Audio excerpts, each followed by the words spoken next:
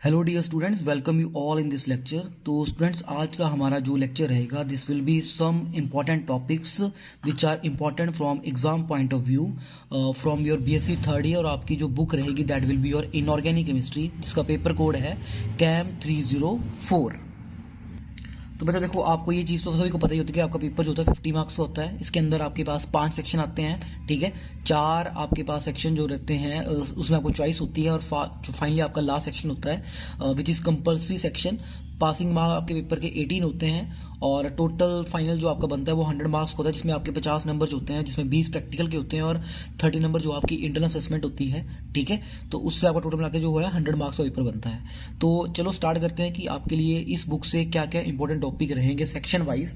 तो देखो, जैसे आपको पता ही है ना, सेक्शन ए, अगर मैं बात करूँ सेक्शन ए, जिसके अंदर हमारे पास क्या होगा कि आपके पास जो है you will be given the choices. आपके पास 2 क्वेश्चन आएंगे यहाँ से, क्वेश्चन नंबर 1, क्वेश्चन नंबर 2, ठीक है।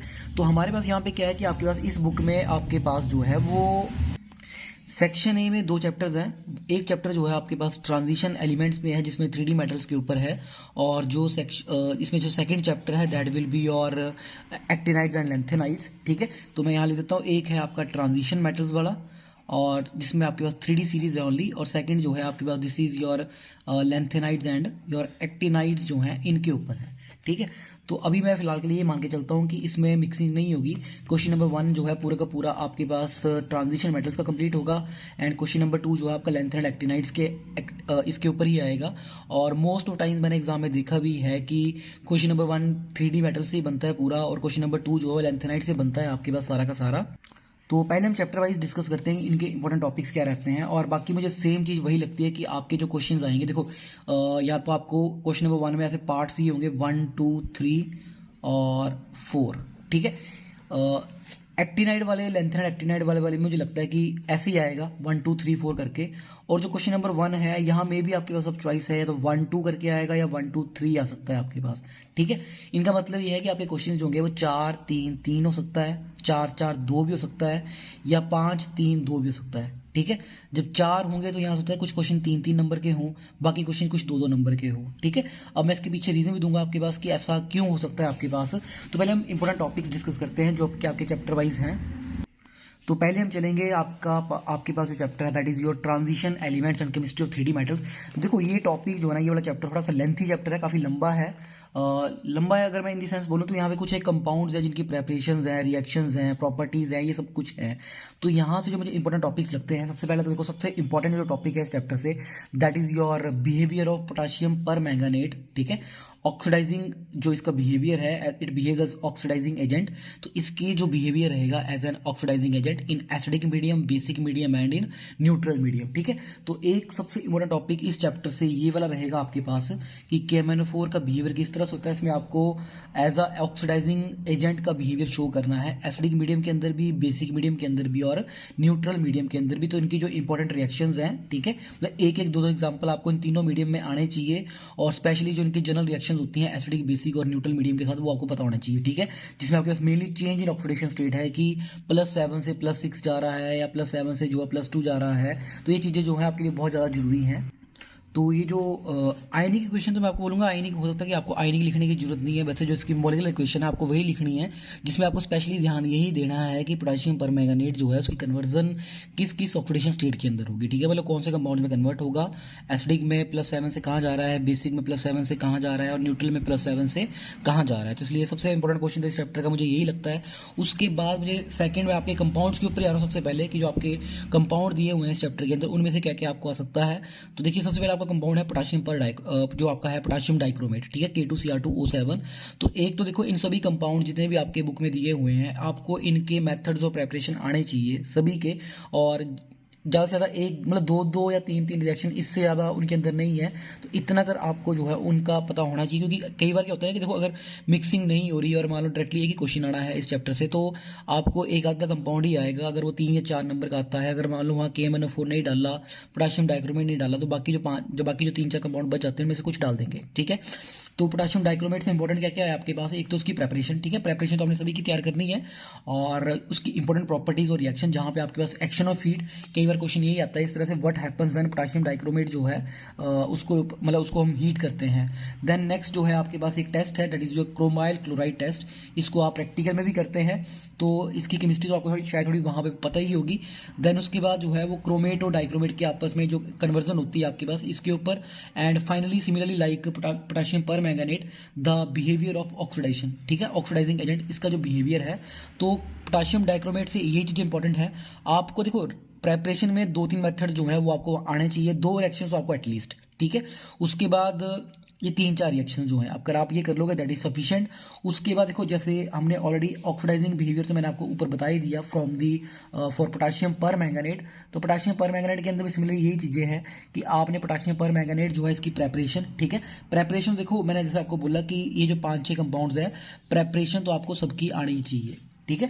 तो पोटेशियम पर मैंगनेट की प्रेपरेशन होगी। उसके बाद उसकी इंपॉर्टेंट रिएक्शन है प्रॉपर्टीज। रिएक्शन है प्रॉपर्टीज में देखो यही है, सबसे पहले तो एक्शन ऑफ हीट कि मतलब हीट करते हैं तो पोटेशियम पर मैंगनेट के ऊपर क्या फर्क पड़ेगा। और यूजेस से चलो इतने इंपॉर्टेंट तो नहीं है ये आपके पास।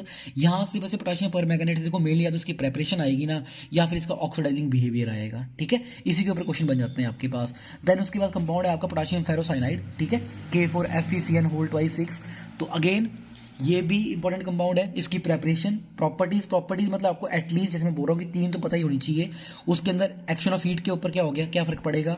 देन आपके पास कुछ एक रिएक्शन जब पोटेशियम फेरोसाइनाइड को हम रिएक्ट करवाएंगे with ferric chloride, zinc 2 ions, copper 2 ion, तो क्या बनता है। कई बार क्या होता है कि आपके पास जैसे क्वेश्चन आएंगे ना कि व्हाट हैपेंस व्हेन, ठीक है, potassium ferrocyanide it is reacted with zinc 2, ठीक है। इस तरह से क्वेश्चन बन सकते हैं आपके पास, इसलिए मैंने इंपॉर्टेंट रिएक्शन जो है इस कंपाउंड से भी लिख दी हुई है। Then next yes, sodium nitroxide is very important compound, ठीक है। इनके तो देखो आपको सभी के ना एक तो फार्मूले सबके पता होने चाहिए, आपको इन सभी के IUPAC नेम भी पता होने चाहिए। जो IUPAC नेम है वो आपके आगे वाले चैप्टर्स में भी काम आएंगे नेक्स्ट सेक्शन के अंदर। देन सोडियम नाइट्रोक्साइड से देखो एक तो इसका स्ट्रक्चर हो गया, ठीक है, स्ट्रक्चर इन द सेंस कि मतलब देखो स्ट्रक्चर तो आपके पास पोटेशियम फेरोसाइनाइड का भी जरूरी है। स्ट्रक्चर तो देखो आपको कुछ एक सेक्शंस है नेक्स्ट हमारे पास, वहाँ पे भी काम आएंगे।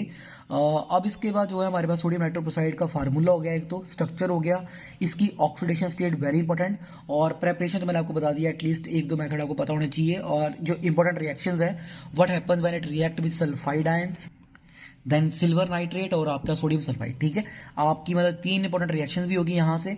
देन नेक्स्ट आपके पास ये है हेक्सामाइन कोबाल्ट 3, तो एक कंपाउंड ये भी है आपके पास, कई बार एग्जाम में पूछ लेते हैं ऐसे कंपाउंड भी। प्रेपरेशन एटलीस्ट 3 प्रॉपर्टीज, देखो ये जो 5-6 कंपाउंड है आपके पास टोटल मिला के 6 कंपाउंड है, जी हाँ 6 कंपाउंड है। तो मैं आपको ये सजेस्ट करूंगा कि KMnO4 जो है आपके पास, देखिए उसका तो ऑक्सीडाइजिंग बिहेवियर जो है सबसे ज़्यादा इंपॉर्टेंट है इन सभी में। कई बार क्या होता है कि सिर्फ डायरेक्टली आपको वही क्वेश्चन आ जाएगा KMnO4 वाला ही 3-4 नंबर का, तो प्रेपरेशन तो इंपॉर्टेंट है ही है, ठीक है। उसके अलावा अगर मान लो KMnO4 नहीं डाला तो आपको पोटेशियम डाइक्रोमेट डाल देंगे, ठीक है, वो भी इंपॉर्टेंट है। तो उसकी मैंने आपको important properties like action of heat, chromyl chloride test, कई बार क्रोमाइल क्लोराइड टेस्ट जो है वो डायरेक्टली पेपर में आ जाता है, तो उसका भी ऑक्सीडाइजिंग बिहेवियर ये भी इंपॉर्टेंट है आपके पास। देन पोटेशियम फेरोसाइनाइड से उसकी प्रेपरेशन पूछ ली है, 1-2 रिएक्शन पूछ लिए या प्रॉपर्टीज पूछ ली। वैसे ही सोडियम नाइट्रोक्साइड कोबाल्ट हेक्सामाइन कोबाल्ट 3 क्लोराइड, और जो लास्ट वाला है आपका ये हेक्सा नाइट्रो कोबाल्ट 3 वाला, ठीक है। हो सकता है इनमें से कुछ आपको पूछ लिया तो पूछेंगे क्या, देखो स्ट्रक्चर्स वगैरह तो मुझे लगता नहीं इतने यहाँ से पूछे जाएंगे, मेनली आपको रिएक्शंस ही आएंगी, प्रेपरेशन एंड रिएक्शंस ही आएंगी। तो ये 6 कंपाउंड है, 6 में से आपको कोई एक आना है, ठीक है। तो इंपॉर्टेंट जो मुझे लगते हैं वो है आपका पोटेशियम परमैंगनेट, पोटेशियम डाइक्रोमेट, और उसके बाद में अगर आपको बोलूँ इट कैन बी और सोडियम नाइट्रोक्साइड या फिर आपका पोटेशियम फेरोसाइनाइड, ठीक है। मुझे लगता है यहाँ से आपका क्वेश्चन जो है वो कंप्लीट हो ही जाएगा। उसके अलावा इस चैप्टर से जो और इंपॉर्टेंट टॉपिक्स हैं, क्योंकि 3 या 4 क्वेश्चन आने हैं, one is very very important, that is your Latimer diagram, ठीक है। व्हाट इज लैटिमर डायग्राम, क्या होता है आपके पास, एग्जाम्पल से इसको एक्सप्लेन करो। और देखो कई बार क्या होता है लैटिमर डायग्राम का डायरेक्ट क्वेश्चन नहीं आता है, इसमें से न्यूमेरिकल आता है। तो न्यूमेरिकल या तो मैंगनीज वाला है या कॉपर वाला है, कॉपर वाला ज़्यादा जरूरी है, ठीक है। मतलब आपको डिस्पोजिशन जो आपके पास बीच में रिएक्शंस होंगी, आपको कॉपर वाली रिएक्शन जो है आपके पास उससे उसका इलेक्ट्रो पोटेंशियल वगैरह निकालने के लिए आ सकता है आपके पास, इसलिए इसके न्यूमेरिकल्स की भी आप सभी ने अच्छे से तैयारी कर लेनी है। तो जो हमारे पास डिस्प्रोपोर्शनेशन रिएक्शन होगी उसका आपको आइडिया होना चाहिए, लैटिमर डायग्राम के डेफिनेशंस, उसके न्यूमेरिकल, ठीक है। मतलब अगर आपको न्यूमेरिकल आता है तो इलेक्ट्रोड पोटेंशियल आप किस तरह से निकालोगे ये आपको पता होना चाहिए। उसके अलावा कुछ एक कंसेप्चुअल क्वेश्चन है जो इस चैप्टर से कई बार आए भी हुए हैं। फर्स्ट वन इज की 4s ऑर्बिटल जो है उसको हम पहले फिल करते हैं 3D से, तो ऐसा क्यों होता है, why 4s orbital is filled before 3D। तो आपको इस तरह के जो कंसेप्चुअल क्वेश्चंस हैं इनके आंसर भी पता होने चाहिए। देन हमारे पास स्पिन मैग्नेटिक मूवमेंट, ठीक है, स्पिन मैग्नेटिक मूवमेंट का निकालने का फार्मूला, ठीक है। तो ये आपको डायरेक्टली पता होना चाहिए कि स्पिन मैग्नेटिक मूवमेंट जो होती है इसको निकालने का जो फार्मूला होता है आपके पास, this is √n into n+2 होता है, ठीक है, where n is your unpaired electrons, ठीक है। तो ये फार्मूला आपको डायरेक्टली पता होना चाहिए कि अगर आपको स्पिन मैग्नेटिक मूवमेंट निकालने के लिए दी जाती है, आगे वाले चैप्टर्स के अंदर भी निकाल लेंगे हम, तो वो आपको निकालना आना चाहिए। देन उसके बाद आपके पास कि ट्रांजिशन एलिमेंट्स जो होते हैं दे show variable oxidation state. Transition element जो है डिफरेंट तरह के ऑक्सीडेशन स्टेट शो करते हैं, तो ऐसा क्यों होता है। इसके अलावा कुछ एक कंसेप्चुअल क्वेश्चन लाइक जिंक 2 के सॉल्ट वाइट होते हैं पर कॉपर 2 के सॉल्ट जो होते हैं वो कलर्ड होते हैं, तो ऐसा क्यों होता है, मतलब ये कंसेप्चुअल क्वेश्चंस हैं। इसके अलावा कॉपर 2 जो है वो ज़्यादा स्टेबल होता है कॉपर 1 से, तो ये मतलब हाँ एक इलेक्ट्रॉनिक कन्फिग्रेशन भी आपसे पूछी जा सकती है, ठीक है, कि आपके 3D मेटल्स जो हैं जैसे क्रोमियम कॉपर, ठीक है, उनकी इलेक्ट्रॉनिक कन्फिग्रेशन लिख के बताओ, तो आपको पता होना चाहिए इलेक्ट्रॉनिक कन्फिग्रेशन किस तरह से लिखते हैं सभी की। फिर उसके अलावा कि जो ऑक्सीडेशन स्टेट है क्रोमियम की, ठीक है, क्रोमियम की different oxidation state in its पर ऑक्सो कंपाउंड, उसके बारे में भी आपको नॉलेज होनी चाहिए। ट्रांजिशन मेटल्स जो होते हैं वो आपके पास कलर्ड होते हैं सॉलिड स्टेट में या फिर आपके पास सोल्यूशन फॉर्म के अंदर, तो इनमें से इनके क्या रीजन होंगे। तो यहाँ जो मैंने क्वेश्चन लिखे हैं सभी से सबसे इंपॉर्टेंट जो है तो मुझे लाइटिमर डायग्राम लगा, जो मैंने आपको ऑलरेडी बता दिया। एक क्वेश्चन आपके पास इन सभी मेटल्स में से आ गया, ठीक है, जो मैंने आपको पीछे कंपाउंड बताया, सॉरी कंपाउंड में से क्वेश्चन, लाइटिमर डायग्राम का एक क्वेश्चन हो गया आपके पास। उसके अलावा कंसेप्चुअल जो क्वेश्चन है यहाँ से आपके पास 4s वाला क्वेश्चन हो गया, ठीक है, या फिर ट्रांजिशन मेटल्स जो है डिफरेंट ऑक्सीडेशन स्टेट क्यों शो करते हैं, जिंक 2 के साथ वाइट है, ठीक है, कॉपर 2 के कलर्ड होते हैं, या फिर आपके पास ट्रांजिशन मेटल कलर्ड क्यों होते हैं, ठीक है, या फिर ये एज अ कैटालिस्ट यूज किए जाते हैं, क्यों किए जाते हैं, मतलब इस तरह क्वेश्चन जो है यहाँ से बन सकते हैं। अब इसका जो ऑप्शनल चैप्टर है आपके पास that is your lanthanide and actinides. अब देखो अगर आप मुझे पूछो कि लैंथेनाइड एक्टिनाइड्स एंड जो आपका 3D मेटल्स हैं इनमें से सबसे इजी चैप्टर कौन सा है, तो मैं आपको बोलूंगा कि इन दोनों में से सबसे इजी जो सेक्शन है that is your lanthanide and actinides वाला, ये चैप्टर जो है ज़्यादा इजी है। अगर आप सभी इस चैप्टर को तैयार करते हैं अच्छे से, और अगर मान लो मिक्सिंग नहीं होती है तो दिस सेक्शन मतलब ये वाला चैप्टर है this is much very easy compare to your last one, क्योंकि लास्ट वाले में क्या है ना वहाँ पे 6 कंपाउंड है, तो 6 कंपाउंड्स की प्रेपरेशन, उनकी प्रॉपर्टीज, उनकी रिएक्शंस, ठीक है। यहाँ पे ज़्यादा कुछ नहीं है, यहाँ पे कुछ है कि क्वेश्चन है वही आपसे हर साल पूछे जाते हैं। तो सबसे पहले लैंथेनाइड एक्टिनाइड्स में देखो, सबसे पहले तो आपके पास जो सबसे इंपॉर्टेंट चीज़ है वो है लैंथेनाइड एक्टिनाइड्स में सभी जो भी जितने भी मेटल्स हैं ये सारी की सारी उनकी इलेक्ट्रॉनिक कन्फिग्रेशन, ठीक है। Electronic configuration is the most in case of lanthanide and actinides. आपको पूरी की पूरी सीरीज याद होनी चाहिए, सभी की इलेक्ट्रॉनिक कन्फिग्रेशन आपको आनी चाहिए, ठीक है। उसके अलावा ऑक्सीडेशन स्टेट्स, पहले हम लैंथेनाइड के ऊपर चल रहे हैं। लैंथेनाइड्स की ऑक्सीडेशन स्टेट डिफरेंट, कौन कौन सी ऑक्सीडेशन स्टेट वो शो करते हैं, +3 करते हैं, +4 करते हैं, +2 करते हैं, कौन +2 दिखाएगा, कौन +3 दिखाएगा, कौन +4 दिखाएगा, ये आपको अच्छे से आइडिया होना चाहिए सभी का। और ऑक्सीडेशन स्टेट्स जब आपने लिखनी है तो उन सभी की इलेक्ट्रॉनिक कन्फिग्रेशन आपको आनी चाहिए। उसके बाद जो सबसे इंपॉर्टेंट टॉपिक है इस चैप्टर का that is your what is lanthanoid contraction, ठीक है। ये तो मुझे लगता है डन श्योर क्वेश्चन होता है कि लैंथेनॉइड कॉन्ट्रैक्शन क्या होती है, इसके काउजेज बताओ और इसके कंसिक्वेंसेज बताओ, ठीक है।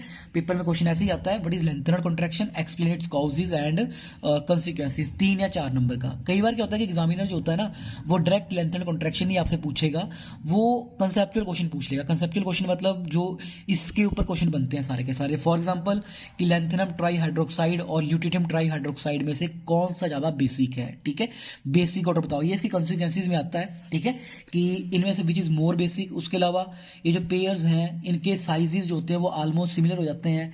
देन लैंथेनॉइड की सेपरेशन जो होती है वो बहुत डिफिकल्ट होती है, ठीक है। तो ऐसा क्यों है कि इनकी सेपरेशन जो है इट बिकम्स डिफिकल्ट। तो ये जो क्वेश्चन है कंसेप्चुअल वाले इनके आपको सभी के आंसर पता होने चाहिए। It is all based on your lanthanoid contraction. उसके बाद जो नेक्स्ट यहाँ से इंपॉर्टेंट चीज आती है that is your colour and spectral properties of lanthanides, ठीक है, कि लैंथेनाइड्स के कलर क्या क्या होंगे। तो मतलब कलर्स आपको पता भी होना चाहिए डायरेक्टली कि किस मेटल आयन का क्या कलर होगा लैंथेनाइड में से, और वो प्रॉपर्टीज क्यों शो करते हैं, कलर आने के पीछे क्या रीजन है, क्या कौन सी ट्रांजिशंस होती है यहाँ पे, ठीक है। जैसे डी ट्रांजिशन है, कहीं यहाँ एफ ट्रांजिशन है, कौन सी ट्रांजिशन है जिसकी वजह से कलर आते हैं आपके पास। उसके अलावा नेक्स्ट दो इंपॉर्टेंट थिंग है, that is your magnetic properties, ठीक है। लैंथेनाइड एंड एक्टिनाइड जो होते हैं वो आपके पास मैग्नेटिक प्रॉपर्टीज शो करते हैं, और मैग्नेटिक प्रॉपर्टीज जो होती है इनकी वो ट्रांजिशन मेटल से किस तरह से डिफरेंट होती है, ठीक है। ट्रांजिशन मेटल्स में भी हमें जो है आपके पास मैग्नेटिक मूवमेंट होती है, वहाँ पे भी मैग्नेटिक प्रॉपर्टीज हैं, पर वो मैग्नेटिक प्रॉपर्टीज जो है लैंथेनाइड वाले केस से कैसे डिफरेंट हुई, अब ये क्वेश्चन है यहाँ पे आपका ये बन जाता है। उसके अलावा एक कंसेप्चुअल क्वेश्चन आपका ये आ गया। देखो मैक्सिमम कंसेप्चुअल क्वेश्चन ही आएंगे आपके पास यहाँ से, कोई बहुत बड़ी थ्योरी तो है नहीं है कि लैंथेनाइड जो है they have a very small tendency to form complexes, ठीक है। मतलब इनके कम्प्लेक्सीज जो है बहुत कम बनते, मतलब उनकी टेंडेंसी जो है कम्प्लेक्स बनाने की वो कम क्यों है। उसके अलावा कुछ एक क्वेश्चन देखो बेस्ड अपॉन, जैसे कंसेप्चुअल क्वेश्चन मैंने जो आपको बताया कि you have to compare the ionic radii, आपको आयनिक रेडियाई कंपेयर करनी है। जैसे को मैंने यहाँ 4 मेटल आयन लिखे हुए हैं, तो आपने इन चारों में बताना है कि क्या ऑर्डर होगा, इंक्रीजिंग ऑर्डर या डिक्रीजिंग ऑर्डर, जैसा भी क्वेश्चन बनता है। सिमिलरली आपको निकालनी है मैग्नेटिक मूवमेंट, ठीक है, using spin only formula. Spin only formula मैंने आपको प्रीवियसली आपके पास ट्रांजिशन मेटल में बताया, तो हो सकता है आपको इस तरह क्वेश्चन आ जाए कि calculate magnetic movement using spin only formula. तो इसके लिए देखो आप सभी को सीरियम हो गया, ट्रिटियम 3 हो गया, जो भी होता है आपके पास, उनकी ऑक्सीडेशन स्टेट जो है आपको लिखनी आनी चाहिए। ऑक्सीडेशन स्टेट मतलब इलेक्ट्रॉनिक कन्फिग्रेशन जो है वो आपको आनी चाहिए। उसके बाद जिरकोनियम, हाफनियम जो होते हैं they are similar in size. तो इस तरह के कुछ कंसेप्चुअल क्वेश्चंस हैं। और देन यहाँ पे आपके पास ना मेथड्स ऑफ सेपरेशन में एक ही टेक्निक है। एक क्वेश्चन तो देखो आपका ऊपर ये बन गया था ना कि सेपरेशन जो होती है लैंथेनाइड एक्टिनाइड्स की वो डिफिकल्ट क्यों होती है। अब सेकंड क्वेश्चन ये बना कि अगर आपने सेपरेशन करनी ही है लैंथेनाइड एक्टिनाइड्स की तो आप किस मेथड को यूज करोगे। तो देखो मेथड क्या है यहाँ पे आपके पास, this is your ion exchange method, ठीक है। आयन एक्सचेंज क्रोमेटोग्राफी होती है आपके पास, इसका हम यूज करेंगे। So this technique is very important, ठीक है। उसके अलावा एक्सट्रैक्शन से भी कई बार कुछ पूछ सकते हैं आपसे, ठीक है। तो देखिए यहाँ से मुझे लगता है कि एक तो आपका सीधा 3 नंबर का क्वेश्चन जो है लैंथेनाइड कॉन्ट्रैक्शन के ऊपर बन जाएगा, बाकी 2 या 3 नंबर के जो है छोटे छोटे क्वेश्चन डालेंगे यहाँ से। उसके बाद सिमिलरली आपके पास वैसे ही अब आपके पास नेक्स्ट जो है एक्टिनाइड आगे, जो हमने लैंथेनाइड में पढ़ा सेम एज इट इज वही एक्टिनाइड में आएगा कि एक्टिनाइड्स की इलेक्ट्रॉनिक कन्फिग्रेशन लिखो, तो इलेक्ट्रॉनिक कन्फिग्रेशन जो है आपको आनी चाहिए, पूरी की पूरी सीरीज आनी चाहिए। And actinide show variable oxidation states, ठीक है। अब एक बहुत बड़ा टॉपिक यहाँ से तैयार होता है आपके पास कि एक्टिनाइड्स में जो है वो डिफरेंट ऑक्सीडेशन स्टेट शो करते हैं कंपेयर टू योर लैंथेनाइड्स, ठीक है। +2 भी है, +3 भी है, +4, 5, 6, 7 तक आपकी इनकी ऑक्सीडेशन स्टेट जाती है। तो उन ऑक्सीडेशन स्टेट्स में जो है आपके पास क्या इलेक्ट्रॉनिक कन्फिग्रेशन बनेगी, तो ये चीज आपको आनी चाहिए।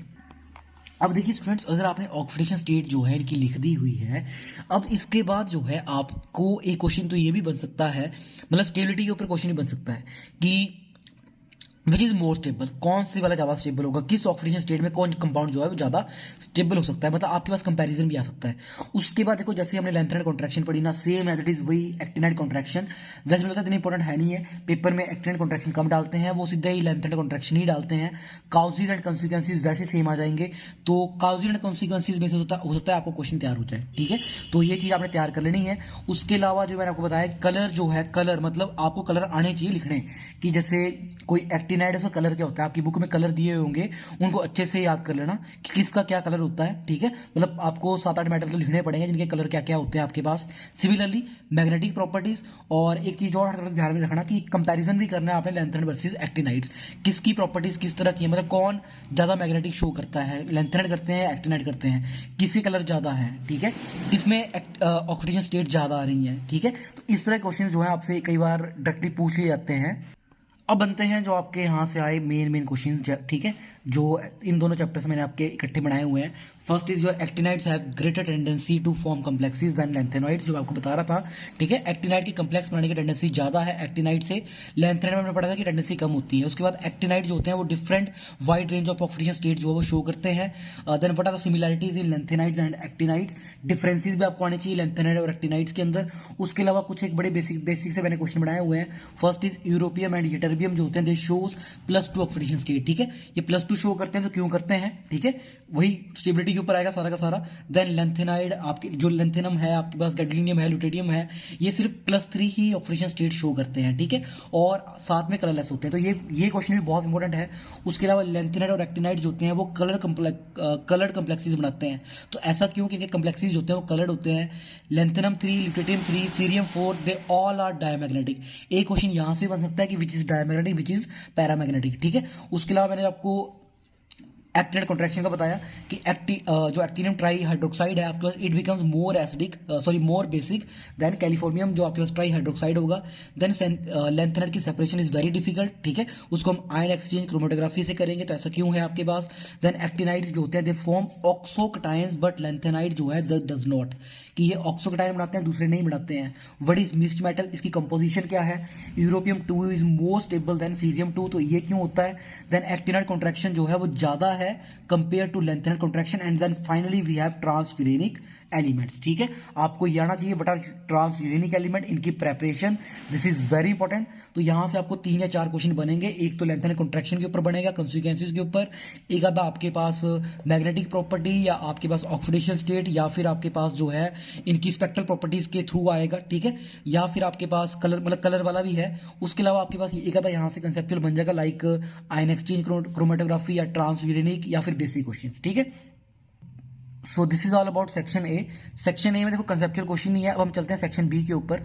तो देखो बच्चों, सेक्शन बी में 2 चैप्टर हैं। Again question number 3, question number 4 आएगा। क्वेश्चन नंबर 3 यहाँ पे है, एक तो है कोऑर्डिनेशन केमिस्ट्री, क्वेश्चन नंबर 4 जो है दैट इज ऑर्गेनोमेटालिक केमिस्ट्री। तो 2 चैप्टर्स हैं, 2 डिफरेंट ब्रांचेज हैं। मुझे लगता है मिक्सिंग नहीं करनी चाहिए, और मिक्सिंग शायद कम ही होती है इनके अंदर। अब एग्जामिनर मिक्सिंग कर देता है, 2 अलग सेपरेट इशू है। फिलहाल के लिए हम ये मान के चलते हैं कि मिक्सिंग नहीं होने वाली है। तो मिक्सिंग नहीं होती है तो आप या तो कोऑर्डिनेशन पढ़ लो या ऑर्गेनोमेटालिक्स पढ़ लो, ठीक है। इन दोनों में से आप कोई भी तैयार कर सकते हैं, वो दोनों आपके लिए बेनिफिशियल है। और वैसे भी ये जो बुक है ना आपके पास इनऑर्गेनिक केमिस्ट्री, ये तो मुझे लगता है सबसे बड़ा रामबाण है आपकी पूरी बीएससी में। सबसे बेस्ट बुक यही है आपके पास, ठीक है। 301 ऑर्गेनिक स्पेक्ट्रोस्कोपी सबसे इंपॉर्टेंट है आपके पास। उसके अलावा जो आपके पास कल को अगर आप केमिस्ट्री की फील्ड में आगे जाने वाले हैं, मास्टर्स करोगे, तो उसमें जो सबसे बड़ा रामबाण जो आपके लिए आएगा that is from your inorganic part से ही आएगा, ठीक है। ये जो बुक है आपकी 304, यहां से आपको बहुत सारे क्वेश्चन जो है एग्जाम में देखने को मिलेंगे। जिन्होंने भी IIT जैम वगैरह दिया होगा उन्होंने देखा भी होगा, यहाँ से कुछ एक क्वेश्चन हैं जो इसी के कंसेप्ट के ऊपर बेस्ड होके आते हैं एग्जाम में। तो अगर आप जिससे आप जो है आपके नंबर भी बढ़ते हैं, एक तो चीज ये भी होती है, ठीक है। तो मतलब आप आसानी से स्कोर भी कर सकते हैं। अगर आप MSc एंट्रांस देने वाले हैं तो MSc एंट्रांस में भी आपके लिए बुक बहुत हेल्पफुल है। यहाँ से आपको इजिली 5 से 10 क्वेश्चन जो है आपके एग्जाम में देखने को मिल सकते हैं, ठीक है। तो हम चलते हैं कोऑर्डिनेशन और आपके पास ऑर्गेनोमेटालिक के जो इंपॉर्टेंट टॉपिक्स रहेंगे। तो देखो कोऑर्डिनेशन सबसे पहले आपके पास मैंने सबसे पहले लिखा हुआ है कि आपको एग्जाम्पल आनी चाहिए मोनोडेंटेट, बाइडेंटेट, ट्राइडेंटेट, टेट्राडेंटेट और हेक्साडेंटेट। 1-2 लिगेंड्स की एक लिगेंड या 2-2 लिगेंड्स के एग्जांपल आप सभी को इनमें से आने चाहिए, क्योंकि देखो कई बार क्या होता है ना, वो आपको वहां पूछ लेता है कंपल्सरी सेक्शन के अंदर। उसके अलावा what is chelating ligand, what is chelation, ठीक है, या व्हाट इज चिलेट इफेक्ट, तो ये चीज इंपॉर्टेंट है, ये क्वेश्चन यहां से पूछ सकते हैं। देन IUPAC, ठीक है, ये तो आता ही आता है, ठीक है। IUPAC के आपको 1-2 क्वेश्चन आ जाएंगे, चाहे वो कंपल्सरी सेक्शन में क्यों ना आए। तो IUPAC में देखो आपको आना क्या क्या चाहिए, मतलब किस तरह से लिखते हैं कैटाइनी कम्प्लेक्सिस, एनाइनी कम्प्लेक्सिस, इनके IUPAC नोमेनक्लेचर। अगर बीच में आपका कोई एम्बीडेंटेड लिगेंड लग जाता है या ब्रिजिंग लिगेंड लगते हैं, उस केसेस में आपने IUPAC नेम कैसा लिखना है, ठीक है। उसके अलावा अब इस टॉपिक से जो नेक्स्ट इंपॉर्टेंट टॉपिक आता है दैट इज योर, इस चैप्टर से जो नेक्स्ट टॉपिक है दैट इज योर आइसोमरिज्म। तो आइसोमरिज्म में देखो पहले तो हमारे पास क्या है, डिफरेंट टाइप की स्ट्रक्चरल आइसोमरिज्म है, 2 तरह की होती है। वन इज स्ट्रक्चरल, ठीक है, और second is your stereo isomerism. तो स्ट्रक्चरल के जो है आपके पास मैंने यहाँ 5 टाइप लिखे हुए हैं। 6वां भी होता है polymerization, ionization, hydrate, linkage, coordination position. इन 5 की डेफिनेशन और इन सभी के एक एग्जांपल तो आप सभी को आना ही चाहिए। इनमें से आपको कोई एक आएगा, ठीक है। अब आने वाला सबसे इंपॉर्टेंट कौन सा है, वन इज योर, मुझे लगता है कि एक तो आयनाइजेशन वाला, ठीक है, सबसे इंपॉर्टेंट जो मुझे यहां से लगता है, एक तो आपका आयनाइजेशन वाला and second is your linkage, ठीक है। दीज 2 आर जो मुझे लगता है सबसे इंपॉर्टेंट है, यहां से आपको एग्जाम में आ सकते हैं। देन उसके बाद है आपकी स्टीरियो आइसोमरिज्म। स्टीरियो में आपके पास हो सकता है कि डायरेक्टली क्वेश्चन आ जाए व्हाट इज ज्योमेट्रिकल आइसोमरिज्म, ठीक है। अब ज्योमेट्रिकल आइसोमरिज्म है तो यहाँ पे उसकी क्या कंडीशन होंगी, कौन शो करता है, ठीक है, किस केस में शो करता है, जैसे स्क्वायर प्लेनर कम्प्लेक्सेस हैं ये शो करेंगे, या फिर आपके पास ऑक्टाहेड्रल वाला है वो करके दिखाएगा, कैसे करेगा। तो यहाँ पे स्ट्रक्चर्स हैं, ठीक है। Coordination number 4, coordination number 6। तो डेफिनेशन आपको आनी चाहिए कि व्हाट इज ज्योमेट्रिकल आइसोमरिज्म और क्या कंडीशंस है ज्योमेट्रिकल आइसोमरिज्म को शो करने के लिए। अगर आपके पास कोऑर्डिनेशन नंबर 4 या कोऑर्डिनेशन नंबर 6 आता है, जैसे जिसमें टेट्राहेड्रल होगा कोऑर्डिनेशन नंबर 4 के अंदर, स्क्वायर प्लेनर कॉम्प्लेक्सेस होंगे कोऑर्डिनेशन 4 में, और 6 में ऑक्टाहेड्रल कॉम्प्लेक्सेस हैं, तो उनके एग्जांपल आपको पता होने चाहिए कौन शो करेगा कौन शो नहीं करेगा। उसके अलावा देखो हमारे पास एक तो फेशियल और मेरिडियनल आइसोमरिज्म भी होते हैं। ये क्या होती है आपको एग्जांपल से पता होना चाहिए डायरेक्टली। सिमेट्रिकल अनसिमेट्रिकल लिगेंड का केस आपको पता होना चाहिए आपके पास। देन हमारे पास नेक्स्ट जो वेरी इंपॉर्टेंट है that is your optical isomerism. यहां से एक सीधे आपको 3 नंबर क्वेश्चन बन के आ जाएगा, ठीक है। पहले तो definition, condition, what are enantiomers, what are diastereomers, इसके अंदर ही आता है सारा का सारा। देन कोऑर्डिनेशन नंबर 4 शो करेगा, 6 करेगा, टेट्राहेड्रल करेंगे, स्क्वायर प्लेनर करेंगे, ऑक्टाहेड्रल करेंगे, उनमें से भी कौन करेगा, ठीक है। And one very important that is active कौन होता है और इनएक्टिव कौन होता है, ठीक है। इनमें से which is optically active, which is optically inactive. तो ये चीज आपको पता होना चाहिए, क्योंकि कई बार क्या होता है ना एग्जाम में आपको डायरेक्टली क्वेश्चन आएगा कि जैसे मैं आपको नेक्स्ट में लिखा हुआ है, जैसे देखो मैंने लिखा हुआ है यहाँ पे कि आपके पास कॉम्प्लेक्स है, भैया कोबाल्ट का कॉम्प्लेक्स है कोबाल्ट 3 का। इसमें यहाँ पे आपके पास इथिलीन डायमाइन चिलेटिंग लिगेंड लगा हुआ है, डाइक्लोरो है, कोबाल्ट +3 ऑक्सीडेशन स्टेट में है। तो बोलता है कि show all the isomers of this compound which are optically active, ठीक है।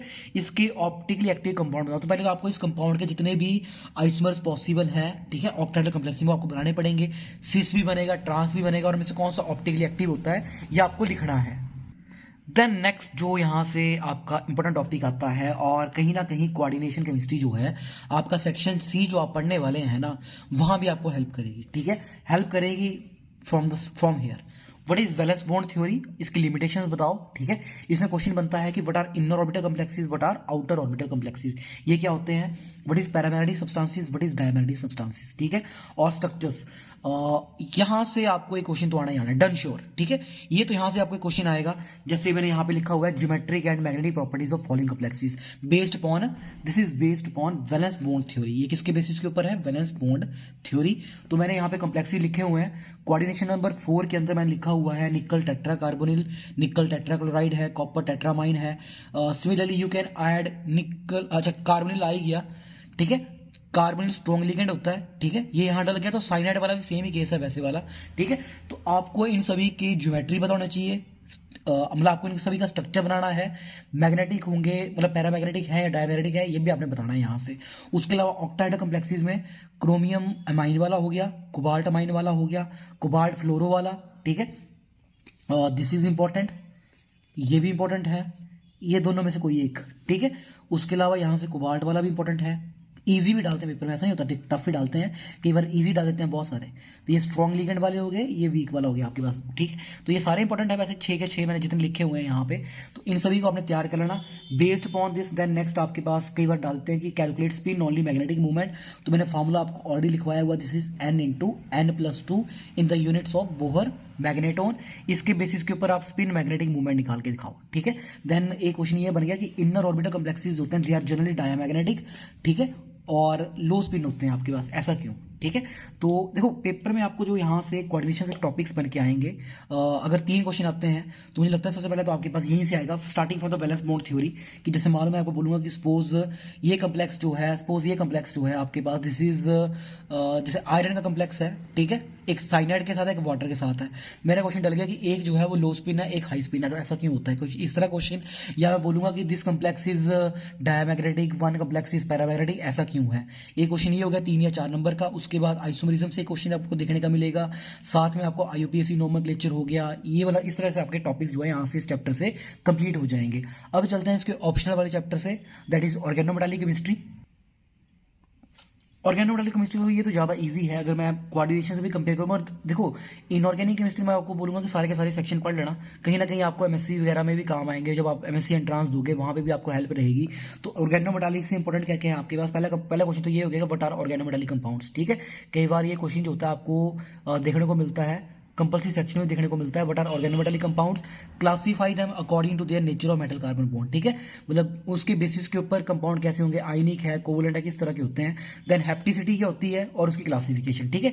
ये मैंने लिखा क्यों है, देखो ईटा 1, ईटा 2, ईटा 3, ईटा 4, ईटा 5, ईटा 6, ईटा 7 तक, ठीक है। ईटा 1 से लेके ईटा 7 तक आपको सभी की नॉलेज होनी चाहिए, यहां से लेके यहां तक। इनमें भी आपको स्पेशली अगर मैं आपको बोलूं तो देखो, एक तो आपका ना ईटा 3 वाला केस, ईटा 5 वाला, ये बहुत इंपॉर्टेंट है दोनों के दोनों, ठीक है। कई बार एलाइल सिस्टम ईटा 1 होगा या ईटा 3 होगा, मतलब आपको ऐसी नॉलेज होनी चाहिए। उसके बाद जो आपको यहाँ पे टॉपिक आना ही आना है, मैंने ऑलरेडी हाईलाइट करके रखा हुआ है, दैट इज EAN रूल क्या होता है और इसके एग्जाम्पल, ठीक है। यहाँ से आपको 2 कर क्वेश्चन बन जाते हैं और बहुत ईजी रूल है EAN रूल। मैंने इसके ऊपर ऑलरेडी वीडियो बना रखी हुई है, अगर किसी को नहीं समझ में आया तो आप वहां से देख लो, बहुत ईजी टॉपिक है वो वाला। इसका एग्जाम्पल भी आपको पेपर में आएगा, अच्छे से लिखना है। देन स्ट्रक्चर्स आपकी बुक में दिए हुए 3, कोई एक आएगा। एक में सबसे इंपॉर्टेंट आपके पास जेई सॉल्ट है, फेरोसिन है। Zeise salt is very important, उसकी बॉन्डिंग भी है साथ में। कई बार क्या होता है एग्जामिनर जो है वो इजी डालता है, तो इजी में वो आपको मिथाइल लिथियम डाल देगा, ठीक है। कई बार क्या होता है हम डिफिकल्ट पढ़ लेते हैं पर इजी नहीं पढ़ते हैं, इसलिए तीनों स्ट्रक्चर्स अच्छे से पढ़ लेना, ज्यादा कुछ है नहीं है। Zeise salt is very very important, ferrocene is very important, उसके बाद आपका मिथाइल लिथियम है। पर प्रॉब्लम क्या होती है, कई बार एग्जामिनर इजी डाल देगा, इसलिए आपके पास मिथाइल लिथियम डाल सकता है। अब चलते हैं नेक्स्ट आपके पास जो नेक्स्ट टॉपिक आएगा आपका, देखो एक तो आपका EN रूल से कंप्लीट हो गया, उसके बाद आपका एक जेई सॉल्ट, इनमें से कंप्लीट हो गया, दो पार्ट बन गए। थर्ड पार्ट जो आपको आएगा वो तो यहां से ही आएगा, ठीक है। That is your metal carbonyls, ठीक है। जो नेक्स्ट पार्ट है आपका, this is from metal carbonyls, important है, यहां से आपको आएगा ही आएगा। अब इसमें है क्या क्या है, सबसे पहले तो इसकी प्रेपरेशन है, गिव एटलीस्ट 3 मेथड्स, ठीक है। मतलब आपको एटलीस्ट 3 मेथड जो है वो प्रेपरेशन के आने चाहिए मेटल कार्बोनिल्स के, तो वो आपने अच्छे से तैयार कर लेना है। कुछ भी नहीं है, डायरेक्ट सिंथेसिस वगैरह होती है उसके अंदर, वो आप आसानी से कर लोगे। Then structure and bonding is very very very important, ठीक है। यहां से मेटल कार्बोनिल्स की बॉन्डिंग बहुत इंपॉर्टेंट है। कई बार एग्जाम में डायरेक्ट यही क्वेश्चन आएगा, कोई कंसेप्चुअल नहीं डलेंगे, डायरेक्टली सीधा ये डल जाएगा कि explain the structures and bonding in metal carbonyl with evidence. Evidence डलता है आपके पास IR वाला, ठीक है। IR से आप लोगों ने बैक बॉन्डिंग एक्सप्लेन करनी होती है, ठीक है। या फिर कई बार ना यही क्वेश्चन घुमा के डालेंगे, व्हाट इज सिनर्जिक इफेक्ट, ठीक है। मतलब आपने इसका स्ट्रक्चर्स पढ़ा होगा, मेटल कार्बोनिल कुछ इस तरह का स्ट्रक्चर होगा जहां पे आपके पास सिग्मा डोनेशन होती है, ठीक है, इस तरह से मेटल और कार्बोनिल के बीच में, और उसके बाद यहाँ पे आपके पास पाई बॉन्डिंग होती है इस तरह से, ठीक है। मतलब ये चीजें आपने शो करनी है, ये वाला, ठीक है। जो स्ट्रक्चर्स है ये आपको अच्छे से आना चाहिए। मेटल कार्बोनिल का स्ट्रक्चर जो है, एक तो carbon to metal sigma donation और मेटल टू कार्बन जो है बैक डोनेशन, इसका एविडेंस बाय यूजिंग IR, ठीक है। ये आपको अच्छे से आना चाहिए, एविडेंस भी आना चाहिए, और स्पेशली जो स्ट्रक्चर बनता है ना सिनर्जी के फैक्टर, यहाँ तो मैंने ऐसे ही बनाया हुआ है, अच्छे से नहीं बनाया मैंने, मेरी वीडियो में बना हुआ है ऑलरेडी, आप वहां से देख सकते हैं। तो ये वाला जो स्ट्रक्चर है ये बहुत इंपॉर्टेंट है, आपने इसकी पूरी बॉन्डिंग को एक्सप्लेन करना है, तो ये आपका टॉपिक जो है बहुत इंपॉर्टेंट है। उसके बाद आपके पास कुछ एक स्ट्रक्चर्स है कंपाउंड के based upon valence bond theory, जिसमें आपके पास देखो मोनोन्यूक्लियर में निकल टेट्रा कार्बोनिल ये हमने पढ़ा हुआ है सेक्शन B के अंदर, ठीक है, जो इसका ऑप्शनल चैप्टर है कोऑर्डिनेशन केमिस्ट्री वाला, ठीक है। उसके बाद iron pentacarbonyl, iron chromium hexacarbonyl, coordination number 4, 5, 6 structure ही है, कुछ भी नहीं है। देन बाई न्यूक्लियर स्ट्रक्चर्स है आपके पास, जिसमें आपके पास एक तो ये है कोबाल्ट वाला, ठीक है, विद कार्बोनिल, सॉलिड स्टेट में, सॉल्यूशन स्टेट में, यहां आपको बताना है कितने ब्रिजिंग कार्बोनिल होते हैं। देन आयरन वाला है, देन पॉलीन्यूक्लियर में टेट्रा इरिडियम, ठीक है, आपके पास और 12 कार्बोनिल लगे हुए हैं। देन आयरन वाला है, और ये आपके पास ट्राई मेटल वाला है। तो देखो यहाँ पे आपके पास कुछ नहीं है स्ट्रक्चर्स के अंदर, आपको मेन बताना क्या होता है, ये है मेन चीज, नंबर ऑफ ब्रिजिंग कार्बोनिल, कितने ब्रिजिंग कार्बोनिल्स हैं, ठीक है, बाई न्यूक्लियर और पॉलीन्यूक्लियर कार्बोनिल्स में, वो आपको बताने हैं। तो वहां से इजिली का स्ट्रक्चर बन जाएगा, और number of metal metal bond के ऊपर बेसिस के ऊपर आप EN रूल भी निकाल सकते हैं। अब अच्छा, अब एक चीज का और ध्यान रखना, EAN आपको जरूरी नहीं है इनका ही आएगा, सिंपल वाले, ठीक है। EN हो सकता है आपको इनका आ जाए, ठीक है, बाई या ट्राई में आ जाए, तो EN आपने इनकी प्रैक्टिस भी करनी है। देन नेक्स्ट मैंने कुछ एक इस चैप्टर से कुछ एक कंसेप्चुअल क्वेश्चन बनाए हुए हैं, कई बार एग्जाम में जो पूछे जाते हैं। पहला तो आपके पास यही हो गया, ठीक है, कि आपके पास ये जेई सॉल्ट का एग्जांपल है एक, कि अगर मान लो मैंने लिगेंड चेंज कर दिया, ठीक है, जैसे एल्कीन होती है वहां पे मैंने इसके साथ फ्लोरीन वगैरह लगा दिया हाइड्रोजन को रिप्लेस करके, तो मेटल कार्बन बॉन्ड लेंथ के ऊपर क्या फर्क पड़ेगा, ठीक है। आउट ऑफ PTCl3 आपके पास फ्लोरो वाला है और एक सिंपल एल्कीन वाला है, किसमें मेटल कार्बन बॉन्ड की जो बॉन्ड लेंथ होगी वो शॉर्ट होगी। देन नेक्स्ट जो आपका पेंटा कार्बोनिल मैंगनीज वाला कॉम्प्लेक्स है, ठीक है, ये जो ऑर्गेनिक कंपाउंड है, और सॉरी ऑर्गेनोमेटल कंपाउंड है, ये डाइमराइज कर जाता है टू Mn2CO10, ठीक है, to achieve its effective atomic number. But जो वेनेडियम हेक्सा कार्बोनिल है वो डाइमराइज नहीं करता है, ठीक है। एक चीज को और ध्यान रखना, MCQ में क्वेश्चन ये भी आता है, जब भी आपको hexa vanadium hexa carbonyl vanadium दिख जाए तो ये EAN रूल को सेटिस्फाई नहीं करता है, ना ये डाइमराइज करता है। क्यों? मतलब ये कंपल्सरी क्वेश्चन है आपके पास, उसमें आ सकता है कंपल्सरी वाले सेक्शन के अंदर। तो इंपॉर्टेंट टॉपिक है ये वाला भी कि एक डाइमराइज कर रहा है, दूसरा नहीं कर रहा है, ऐसा क्यों? ठीक है, तो जो भी स्टीरिक हिंड्रेंस वाला रूल लगता है वो आप लोग यहाँ से बता सकते हैं। देन आपके पास देखो order of pi back donation, जो मैंने आपको बताया ना कि मेटल कार्बोनिल की structure and bonding is very important, तो उसका IR एविडेंस है। ठीक है, अब उसी के ऊपर आपके पास जो बैक बॉन्डिंग हुई है पाई बैक डोनेशन, उसका ऑर्डर पूछ लिया मैंने। यहाँ कम्प्लेक्सली लिखे हुए हैं। ठीक है, सिंपल वाला है, नेगेटिव वाला है, प्लस वाला है, देन 3+ वाला है, नेगेटिव वाला भी है। ठीक है, सॉरी ये प्लस वाला है कि इन सभी में सबसे ज्यादा पाई बैक डोनेशन किसके अंदर होगी। एक क्वेश्चन आपका ये हो गया। देन आपके पास which have the strongest carbon oxygen bond. ठीक है, सबसे ज्यादा स्ट्रॉन्ग कार्बन ऑक्सीजन का बॉन्ड किसके अंदर होगा, मतलब इसमें भी आपके पास कहीं ना कहीं पाई बैक डोनेशन लग रही है। तो 3 लिखे हुए हैं, वाई फेरोसिन इज एरोमेटिक और इसका इफेक्टिव एटॉमिक नंबर कैसे निकालते हैं, तो ये चीजें आपको पता होनी चाहिए। आपके पास चॉइस है, या तो आप ऑर्गेनोमेटालिक पढ़ लो या कोऑर्डिनेशन पढ़ लो। मैं तो आपको बोलूंगा देखो कोऑर्डिनेशन पढ़ लो, क्योंकि कोऑर्डिनेशन का जो लिंक है वो आपके सेक्शन C से भी आएगा। और ऑर्गेनोमेटालिक पढ़ सकते हैं आप, ऐसा कुछ नहीं है, ये भी बहुत ईजी है। ठीक है, दोनों ही चैप्टर ईजी हैं। मैं तो आपको ये बोलूंगा कि आपने एग्जाम के लिए सारे के सारे पढ़ लेने हैं। ठीक है, क्योंकि MSc के एंट्रांस में आपको हेल्प होगी यहाँ से। अब चलते हैं नेक्स्ट सेक्शन C के ऊपर। तो देखो जो सेक्शन C है ना आपका, कहीं ना कहीं ये कोऑर्डिनेशन केमिस्ट्री जो है ना आपके पास सेक्शन B, उसी की अब आगे फर्दर उसी के नेक्स्ट वाले पार्ट है। ठीक है, मतलब उसी कोऑर्डिनेशन ये सारी की सारी है, पर अलग सेक्शन में दी हुई है। तो next is your section number C। अब क्वेश्चन आएगा आपको क्वेश्चन नंबर 5, क्वेश्चन नंबर 6, ये दोनों के दोनों आपको इसी से आएंगे, क्रिस्टल फील्ड थ्योरीज में से। ठीक है, तो 3 पार्ट में लगता है, 3 पार्ट या 4 पार्ट बनेंगे आपके पास। तो चल तो देखते हैं क्या क्या इंपॉर्टेंट चीजें हैं यहाँ से। देखो बच्चों, सबसे पहले चीज जो चैप्टर का नाम है ना, what is crystal field theory, explain it's postulates, very important topic. ठीक है, देन कई बार ये बहुत इजी है, कई बार पूछ लेते हैं शेप्स ऑफ डी ऑर्बिटल्स। आप लोग BSc फाइनल में है, आपको ये पता होना चाहिए कैसे बनाते हैं। देन द वेरी इंपॉर्टेंट जो यहाँ से एक क्वेश्चन तो मुझे लगता है यहाँ से बनेगा crystal field theory either in octahedral, one in tetrahedral. Octahedral कई बार पूछी गई है, टेट्राहेड्रल भी कई बार पूछी गई है, दोनों बहुत इंपॉर्टेंट है। इन दोनों में से आपको कोई एक देखने को मिलेगी, या फिर ऐसा आएगा what is crystal field theory. ठीक है, उसके पोस्टुलेट बताओ और साथ में क्रिस्टल फील्ड स्प्लिटिंग बताओ। ठीक है, क्रिस्टल फील्ड स्प्लिटिंग बताओ ऑक्टाहेड्रल या टेट्राहेड्रल में। अगर आप मुझे बोलो, मैं आपको डालूंगा ऑक्टाहेड्रल वाली।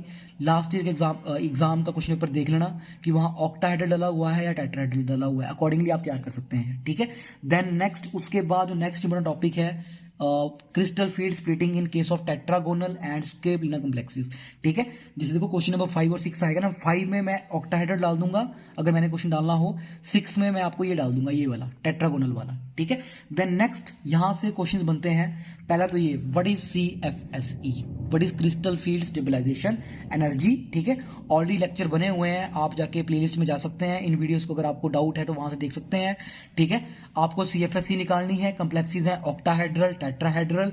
मैंने स्पेशली सिस्टम लिखे हुए हैं D4 से लेके D8 which are very very important, क्योंकि कई बार देखो एग्जाम में आपको ऐसा क्वेश्चन तो आएगा नहीं कि ऑक्टाहेड्रल कॉम्प्लेक्स में CFSE निकालो D1 के लिए, D2 के लिए निकाल लो। ये तो बच्चों वाले क्वेश्चन है, यही सुनेगा कोई आपको डालेगा क्या, D3 डालेगा, D4 डालेगा, D5 डालेगा, D6 डालेगा, D7 डालेगा, D8 थोड़ा लंबा हो जाता है, मतलब D4 से D8 के बीच में कुछ भी आ जाएगा आपको। ठीक है, then next what is strong field ligand, what is weak field ligand. ठीक है, ये क्या होते हैं, और इनके साथ में आपने ऑक्टाहेड्रल कॉम्प्लेक्सेस और टेट्राहेड्रल कॉम्प्लेक्सेस में आपने क्या निकालनी है, उनकी CFSE निकालनी है। देन नेक्स्ट अब आपका कॉन्सेप्चुअल क्वेश्चन बनता है, कई बार क्या होता है कि एक आधा क्वेश्चन डालेंगे आपको क्रिस्टल फील्ड स्प्लिटिंग में से। अब आपसे पूछ लेते हैं कि टेट्राहेड्रल कॉम्प्लेक्सेस जो होते हैं उनमें क्रिस्टल फील्ड स्प्लिटिंग जो होती है वो कम होती है। अगर कम है तो क्यों होती है भाई ऑक्टाहेड्रल से, इसके पीछे का रीजन क्या है, ये भी बहुत बार एग्जाम में पूछा गया हुआ है। देन नेक्स्ट देखो क्वेश्चन नंबर 5 में हो सकता है कि आपको क्रिस्टल फील्ड स्प्लिटिंग आए, क्वेश्चन नंबर 6 में क्रिस्टल फील्ड स्प्लिटिंग ना आए, वहां पे आपको ऐसे क्वेश्चन देखने को मिल जाए सिर्फ 3 नंबर के। What is spectrochemical series. ठीक है, स्पेक्ट्रोकेमिकल सीरीज क्या होती है, या फिर आपके पास क्या फैक्टर्स हैं विच affect crystal field splitting, this is very important. ठीक है, वीक फील्ड स्ट्रॉन्ग फील्ड ये मैंने लिखा हुआ है कि लिगेंड्स क्या होते हैं, इनके एग्जांपल दो, ये तो पूछेंगे तो नहीं, पूछेंगे कि आपसे एक तो ये हो गया ना कि टेट्राहेड्रल कॉम्प्लेक्सेस में कम क्यों होती है, या व्हाट इज स्पेक्ट्रोकेमिकल सीरीज, या कौन से फैक्टर है which affect crystal field splitting. Then next ये आपके at the end of chapter दिया हुआ what is Jahn Teller distortion, ये मास्टर्स का टॉपिक भी है। ठीक है, MSc में भी आएगा, इजी है, तैयार कर लो, कुछ भी नहीं है। कई बार पेपर में आ जाता है पर थोड़ा लेंथी है, इसलिए कई बार कम ही डालते हैं, पर अगर डल जाता है तो ईजी है, पर डलता है 3 या 4 नंबर में, 5-6 नंबर में नहीं आता कभी भी। ठीक है, कोई क्वेश्चन आपको 5 नंबर का डल सकता है मैक्सिमम, 6 का तो कभी नहीं आएगा, 3-4 का डलता है मैक्सिमम। देन आपके पास देखो अब लिमिटेशन क्या होती है क्रिस्टल फील्ड थ्योरी की, ठीक है, valence bond theory versus crystal field theory, ठीक है, इसके बारे में बताओ। देन मैंने यहाँ से कुछ एक कंसेप्चुअल क्वेश्चन लिखे हैं जिनकी नॉलेज आपको होनी ही होनी चाहिए। फर्स्ट इज योर कि टेट्राहेड्रल कॉम्प्लेक्सेस जो होते हैं सारे हाई स्पिन की होते हैं, मतलब वहाँ पे सारे कॉम्प्लेक्सेस हाई स्पिन ही क्यों बनते हैं। Then next, yes this is very important, कई बार ये भी आता है, ठीक है, calculate the number of unpaired electrons and geometry, जो हमने पीछे पढ़ा ना वैलेंस बॉन्ड थ्योरी, वैसे ही क्रिस्टल फील्ड थ्योरी लगा के नंबर ऑफ अनपेयर्ड इलेक्ट्रॉन निकाल लो और ज्योमेट्री बताओ। Then zinc form zinc +2 but not zinc +3, मतलब जिंक जो है वो +2 ऑक्सीजन स्टेट में कंपाउंड क्यों बनाता है, +3 में क्यों नहीं बनाता, इसके पीछे का रीजन। देन नेक्स्ट की आयरन और जो आपका मैंगनीज है, ठीक है, आयरन और manganese both has 3d5 configuration, yet most of manganese +2 complexes होते हैं दे आर हाई स्पिन, लेकिन आयरन 3 के जो है लो स्पिन है। मतलब क्वेश्चन ये है आपका कि मैंगनीज 2 और आयरन 3 दोनों की जो इलेक्ट्रॉनिक कन्फिग्रेशन होती है वो D5 ही होती है, ठीक है, लेकिन इनके कम्प्लेक्सेस जो है ना, मैंगनीज 2 के कम्प्लेक्सेस जो होते हैं वो लो हाई स्पिन में होते हैं और आयरन वाले जो होते हैं वो लो स्पिन में होते हैं। तो ऐसा क्यों होता है, इसका पीछे का reason, anhydrous copper sulphate is colourless, ठीक है, एनहाइड्रस कलरलेस है और जो आपका हाइड्रेटेड वाला होता है कॉपर सल्फेट इनटू 5 वाटर वो कलर्ड होता है, ठीक है, आपने देखा भी होना वो ब्लू कलर का होता है, तो वो क्यों होता है। उसके बाद मैंने आपको डाला हुआ है CFSC, ठीक है, मैंने आपको पहले पीछे बताया कि CFSC आपको D4 to D7 आनी चाहिए, पर मैंने यहाँ कुछ एग्जांपल दे दी हूँ, जैसे देखो D7 हाई स्पिन, पेपर में क्वेश्चन ऐसे ही आता है, calculate CFSC for D7 high spin octahedral, ऐसे लिखा होगा, तो ऑक्टाहेड्रल केस में D7 लिखो, उसको बनाओ और उसकी CFSC निकालो और बताओ कितने अनपेयर्ड इलेक्ट्रॉन है, पैरामैग्नेटिक है या डायमैग्नेटिक है। तो इस तरह questions D4 D7 D4 D8 D6 D8 D8 D5, मैंने मतलब ये D4 to D8 लिखे हुए हैं, ठीक है, तो डिफरेंट ज्योमेट्री के साथ आप ट्राई कर सकते हैं। अब हम चलते हैं आपका last section, that is your section D। तो देखो जो चैप्टर है आपका सेक्शन D एसिड और बेसिस, एक ही चैप्टर है, तो ये भी बहुत इंपॉर्टेंट है। देखो बच्चों वाले क्वेश्चंस हैं यहाँ पे, बेसिक कंसेप्ट है, आप सभी को आने चाहिए और बहुत इंपॉर्टेंट है। देखो MSc एंट्रांस में बहुत काम आएगा, कल को आप लोगों ने MSc जब केमिस्ट्री में जाओगे तो वहाँ पे आप लोग नेट सेट का पेपर दोगे, तो वहाँ भी बहुत सारे वो टॉपिक्स जो हैं ये यही हैं सारे के सारे, इसलिए मैं आपको बोला है कि ये बुक तो सबसे बड़ा रामबाण है आप लोगों के लिए, ठीक है, इस बुक को तो आप इसका पेज जो है आप सभी अच्छे से समझ लो, याद कर लो, क्योंकि आपको फ्यूचर में बहुत हेल्प देगा, ठीक है, अभी हेल्प नहीं दे रहा होगा चाहे, पर फ्यूचर में बहुत हेल्प देगा जो केमिस्ट्री की फील्ड में जाने वाला है। तो क्वेश्चन 7, 8 यहाँ पे लगता है 4-4 पार्ट आएंगे सीधे, ठीक है, 4-4 पार्ट आएंगे क्योंकि यहाँ पे बहुत सारे कंसेप्चुअल क्वेश्चंस हैं वही पूछे जाएंगे। तो let us move to this section. तो देखो इस सेक्शन में सबसे पहले आपके पास क्या आता है, कंसेप्ट है एसिड्स और बेसिस, चैप्टर का नाम ही है तो ऑब्वियसली वही चीजें हैं, +1 +2 में पढ़ा हुआ है आप सभी ने। ये 6 कंसेप्ट है एसिड और बेसिस के ऊपर। अर्हीनियस बच्चों वाला कंसेप्ट बोलूंगा मैं, ब्रॉन्ज लोरी अगेन बच्चों वाला कंसेप्ट है, आपको आना चाहिए। बेस्ड अपॉन ब्रॉन्ज लोरी ही आपके पास यहाँ से एक चीज बनेगी, that is your conjugate acid and bases, जिसके ऊपर आप निकालोगे relative strength of different conjugate acid base pair, ठीक है। तो कंजुगेट एसिड बेस पेयर क्या होते हैं, यहाँ से आपको एक कंपल्सरी क्वेश्चन बन जाएगा कंपल्सरी में, ठीक है। जैसे मैंने आपको बोला कि एसिटिक एसिड है, उसका आप कंजुगेट बेस बताओ क्या होता है, ठीक है, तो इस तरह का क्वेश्चन आपको यहाँ से बन जाएगा। उसके बाद लुईस कंसेप्ट अगेन +2 में पढ़ते हैं, अगेन बच्चों वाला कंसेप्ट, आप सभी को इन कंसेप्ट की डेफिनेशन आनी चाहिए, विद एग्जांपल आना चाहिए। सॉल्वेंट सिस्टम नया कंसेप्ट है, शायद अगर आपने +1 +2 में ढंग से नहीं पढ़ा है अब काम आएगा, ठीक है, इसलिए आपको ये कंसेप्ट तो आना चाहिए अच्छे से। और सॉल्वेंट सिस्टम में कुछ क्वेश्चन आगे बनते भी हैं, तो ये पहले चार जो है वो ज्यादा इंपॉर्टेंट है। उसके बाद आपके पास द वेरी इंपॉर्टेंट और डेफिनेटली लगता आएगा what are hard soft acid base, ये क्या होते हैं आपके पास ये बताने हैं, ठीक है, तो और विद एग्जांपल बताने हैं, ठीक है। इनमें आता क्या है, करेक्टरिस्टिक्स बताओ हार्ड एसिड की सॉफ्ट एसिड की, करेक्टरिस्टिक्स बताओ हार्ड बेस की सॉफ्ट बेस की, ठीक है, विद एग्जांपल बताओ। और यहां से क्या बनता है साथ में आपको what is HSAB principle and explain its application, यहां से तो आपको आना ही आना है कुछ ना कुछ, ठीक है। अब एप्लीकेशन भी मैंने स्पेशली मेंशन की हुई है, one is based on stability of complexes, one is feasibility of A reaction and one is poisoning of metal catalyst. इनमें ये दो तो बहुत इंपॉर्टेंट है, ठीक है, आपको पेपर में क्वेश्चन आएगा, इन दोनों के बेसिस के ऊपर आएगा, मैंने कुछ एक लिखे भी हैं बीच में। नेक्स्ट है आपके पास व्हाट इज सिम्बोसिस, ठीक है, ये क्वेश्चन भी आपसे एग्जाम में एक बार पूछा गया था कि व्हाट इज सिम्बोसिस, उसको एक्सप्लेन करो विद एग्जांपल, ये भी कहीं ना कहीं HSAB प्रिंसिपल से ही रिलेटेड है। Then which reaction proceed to the right, मतलब कई बार पेपर में इस तरह क्वेश्चन आएंगे, कौन सी रिएक्शन होगी इनमें से राइट डायरेक्शन में, जैसे lithium iodide plus caesium fluoride, formation of lithium fluoride plus caesium iodide, copper fluoride plus copper 1 iodide, formation of copper 2 iodide and copper 1 fluoride, ठीक है, मतलब इनमें से कौन सी रिएक्शन राइट डायरेक्शन में प्रोसीड हो जाएगी, ठीक है। तो इनमें सही चलता है सॉफ्ट सॉफ्ट, हार्ड हार्ड जो इंटरेक्शन होती हैं उसी के बेसिस के ऊपर है। तो दिस इज इंपॉर्टेंट, ये आपने तैयार करना ही करना है हर हाल में। अब हम इस चैप्टर के एंडिंग की तरफ को बढ़ रहे हैं। देखो इस चैप्टर से मुझे लगता है कि सबसे पहले तो आपको क्वेश्चन यही बनेगा कि कॉन्जुगेट एसिड बेस पेयर से आ गया एक, HSAV से तो आपको आना ही आना है, 3 नंबर का या मे बी 4 नंबर का, या उसके 2-2 नंबर के क्वेश्चन आएंगे, ठीक है। तो HSAV तो आपका एक पार्ट कंप्लीट कर चुका है।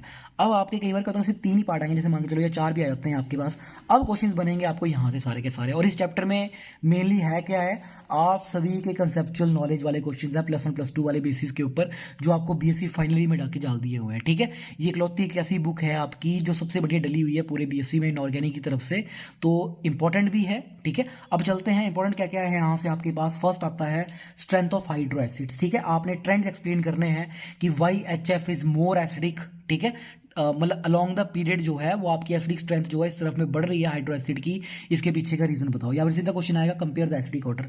उसके बाद डाउन द ग्रुप, ठीक है। ग्रुप में क्या होता है आपके पास की हाइड्रोजन आयोडाइड जो है it is more acidic compare to hydrogen fluoride, ऐसा क्यों है, इनके ऑर्डर एक्सप्लेन करो। देन उसके बाद strength of oxo acid, oxo acid वाले तो बहुत इंपॉर्टेंट है, ठीक है। यहां से आपको क्वेश्चन बन जाएगा, ऊपर वाले से चाहे बने ना बने, ठीक है। अब इसमें है क्या है, आपको एक्सप्लेन करना है कि पर क्लोरिक एसिड, ठीक है, आपके पास हाइपोक्लोरस एसिड, ये जो है सारे के सारे इनमें से इनका एसिडिक ऑर्डर, फास्फोरस वाला जो ऑर्डर थोड़ा डिफरेंट होता है, इसलिए ज्यादा इंपॉर्टेंट है आपके पास, ठीक है।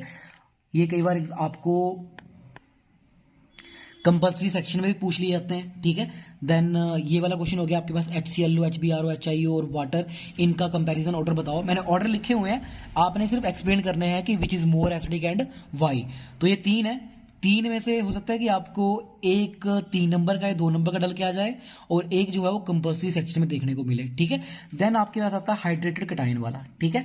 मतलब आपके पास हाइड्रेट कटाइन की एसिड स्ट्रेंथ एक्सप्लेन करो, तो मैंने यहाँ लिखे हुए हैं, ठीक है। एल्यूमिनियम वाला जो है वो ज्यादा होता है compare to copper 2 and barium 2, ठीक है।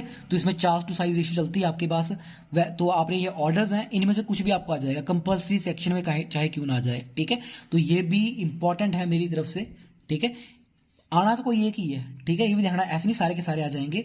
मैंने ऑर्डर इसलिए लिखे हुए हैं ताकि अगर आपको कोई क्वेश्चन आता है ऐसा, ऑर्डर देख के आप एटलीस्ट एक्सप्लेन तो कर पाओ।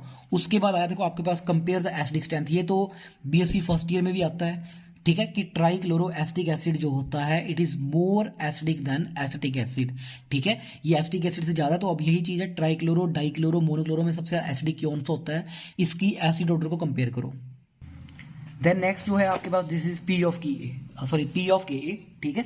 तो Pk क्या होती है आपको पता होना चाहिए, उसका रिलेशन क्या है एसिडिक स्ट्रेंथ के साथ, इसकी आपको नॉलेज होनी चाहिए। Kb और Pkb में क्या रिलेशन है, वैसे ही Ka और Pka में क्या रिलेशन है। एसिडिक ऑर्डर ये भी इंपॉर्टेंट है, ठीक है।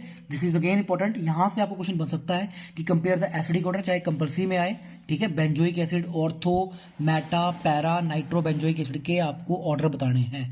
Then which is more basic, ठीक है।